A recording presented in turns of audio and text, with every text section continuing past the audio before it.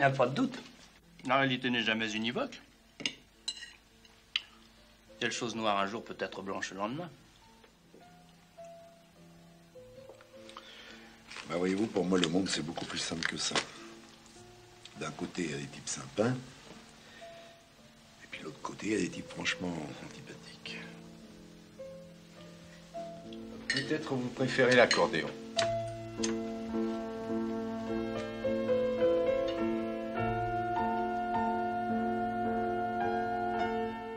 La bonne année de Claude Lelouch.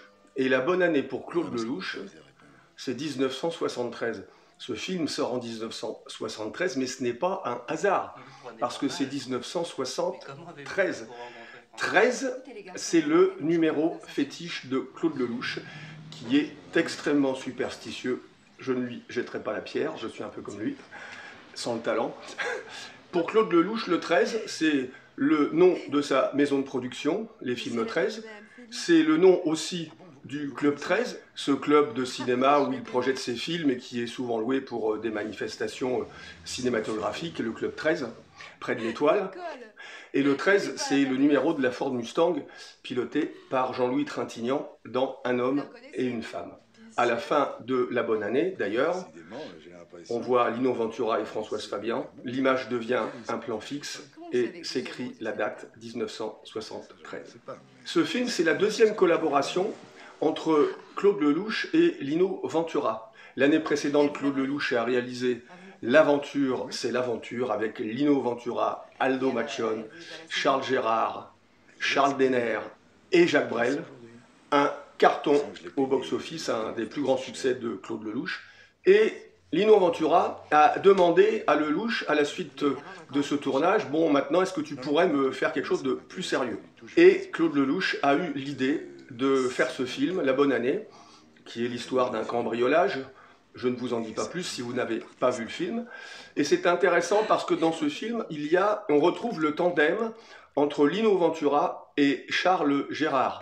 Charlot, le grand ami de Jean-Paul Belmondo. Et Claude Lelouch, ainsi que Lino Ventura, souhaitaient recréer ce tandem dans un film, et donc c'est le cas dans La Bonne Année. La Bonne Année, c'est aussi une peinture des mœurs de la société française des années 70.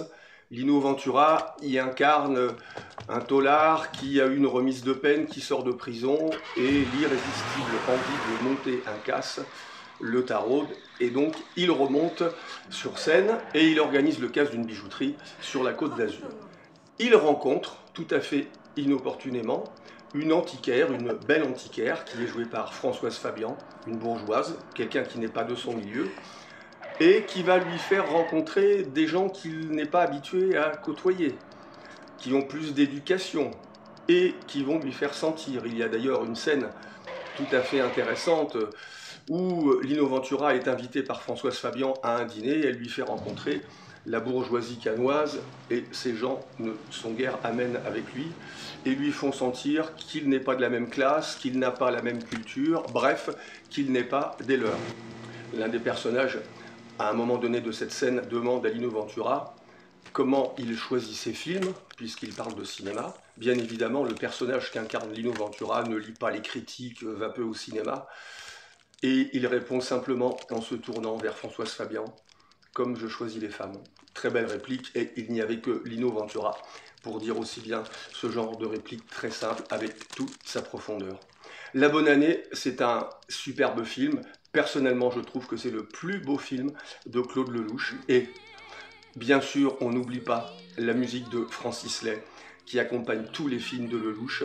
On aime ou on n'aime pas Lelouch, mais il y a quand même un charme indéfinissable et que seul lui arrive à porter à l'écran. Il arrive à faire sortir de ses acteurs des choses qu'ils ont en eux, mais qu'ils n'arrivaient pas à exprimer auparavant.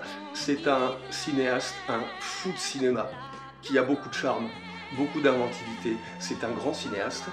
Alors je vous conseille de regarder La Bonne Année, Claude Lelouch, 1973.